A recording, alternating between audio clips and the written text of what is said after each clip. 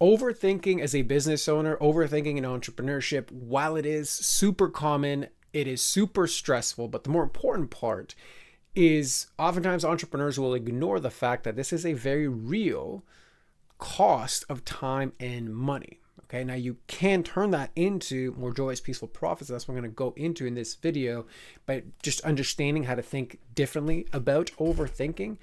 But the reality is, like, you got into business because you wanted the freedom to do what you want, when you want it, with who you want it, all fueled by money that you actually enjoy making. Like, you didn't get into this so you can stress yourself out even more. And even if you do win that game of like, I'm so stressed and I got all of the success, like, was that really the game that I wanted to win? Probably not, right? And if the clients that I work with, especially the overthinkers, generally what they want is they want more peaceful profits. It doesn't mean you have no stress in your business. It just means if I'm constantly overthinking, I don't want that to be the way that I actually make the success that I'm looking for. Okay. So overthinking at the end of the day, okay, is like you are wearing a weighted vest. Okay, try saying that 10 times. A weighted vest while you're literally trying to move through the quicksand of your business. Okay, you can't stop your mind from diving into all of the details. You can't seem to let go of the control, right? Like, especially if you have a team, like, I got to control everything. I got to make sure everything's done correctly. I got to make sure every I is, dotted, every T is crossed. Like, that is extremely exhausting. And the amount of stuff that you have to actually consider, think about, and process in your head is always going to be bigger than your ability to actually like do it and do it well, which is why over time, when you do this, not only do you become the bottleneck for your team because you have to be the one that kind of checks everything, but even on like yourself, you're just too exhausted in the minutia, in the details, or the rumination. Like if your overthinking goes into like negative thoughts, like you just don't have the mental capacity in the real estate to think creatively, come up with good solutions, delegate out, and create the types of moves that are needed in order to actually move the business forward in any significant way. Okay. So all of the profit and time leaks that are caused from overthinking really come from this like molasses effect. Like what I call like overthinking is like the molasses of momentum. All of these delays in terms of having to overplan, being a perfectionist, getting lost in the analysis paralysis, all of that stalls the quick decision making that's actually needed to move through this. And ultimately, you're paying for that personally in terms of your stress and the opportunity cost of not being able to do the big things that you can do. But in terms of like your team, like I said, that's the bottleneck for the team if you are the one that has to check everything. Okay, so how do you turn overthinking from a profit and time leak into an actual profit generator? What's the actual switch? It's not actually by thinking any better. It's actually by recognizing that the real problem is emotional. It's not actually logical. So here's the thing.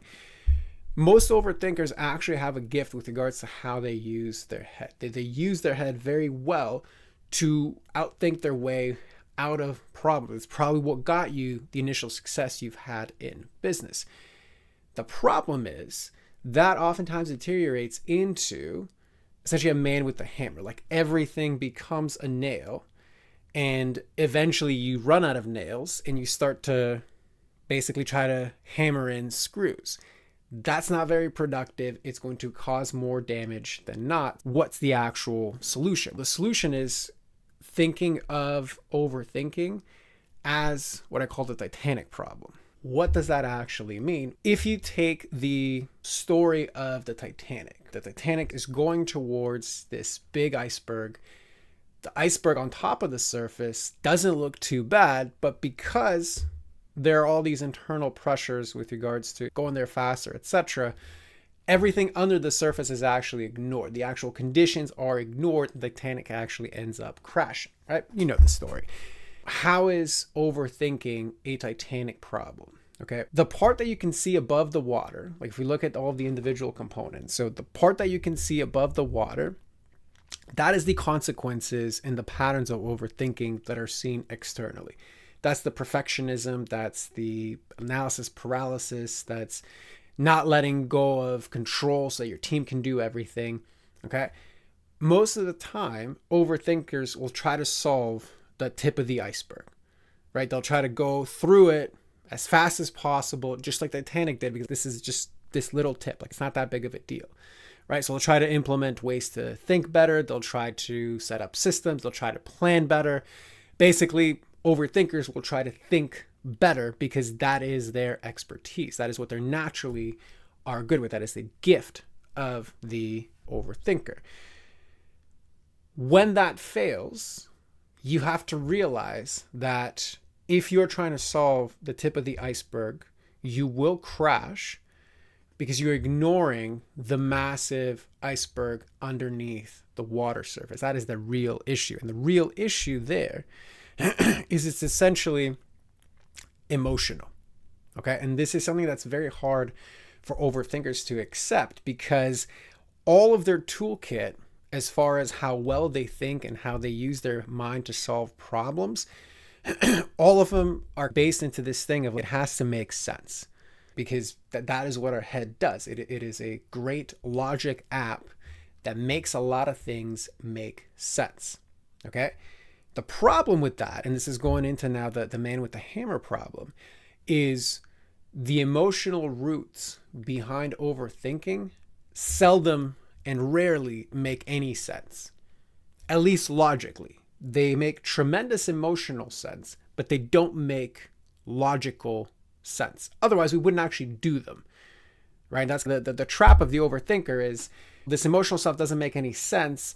I just got to think better. Okay, great. Well, that was working. You wouldn't even be watching this.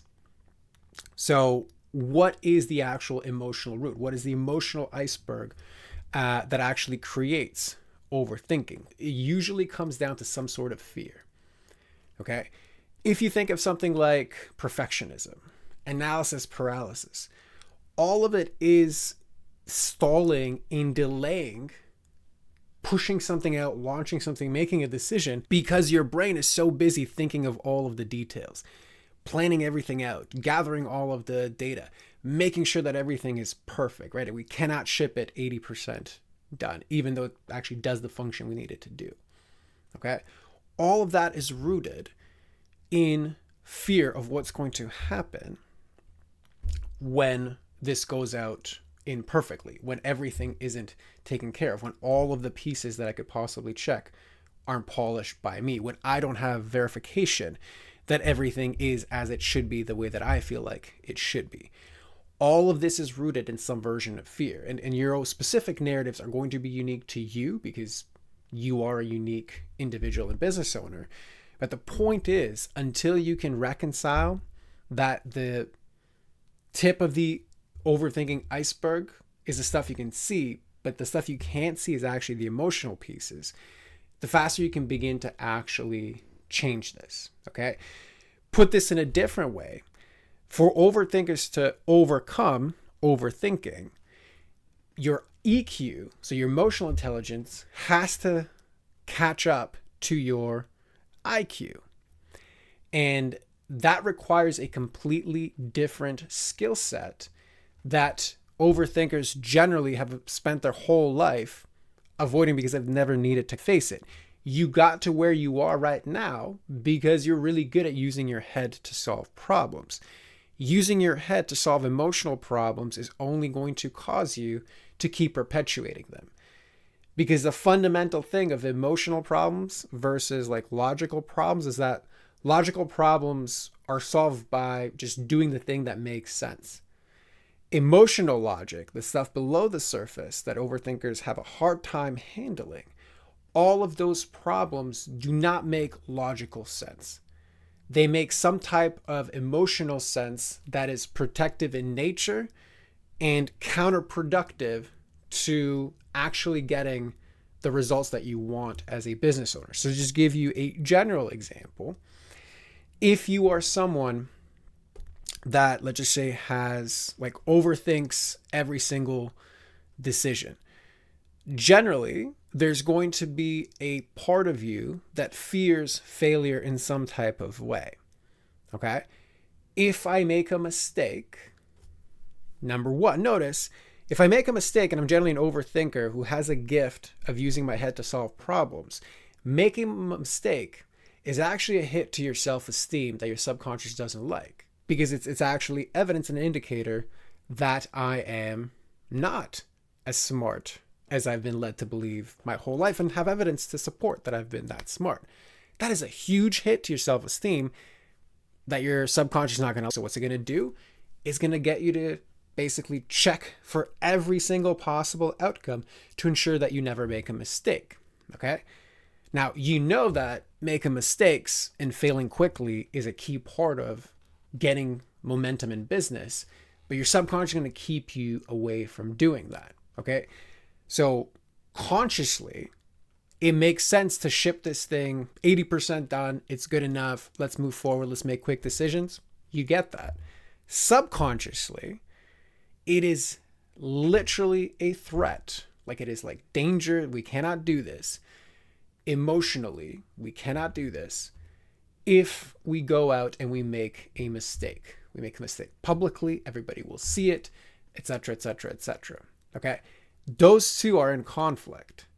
Okay? And this is why the overthinker stays, essentially what I call them, like neck up. And they stay up here and they keep just looping and looping and looping, trying to basically get the emotional driver to calm down enough. Okay, I've covered all the bases. We're not going to make a mistake. I can actually ship this. Okay, great. But now you've wasted who knows how much time, either of yours or of your team's, trying to get this thing perfect.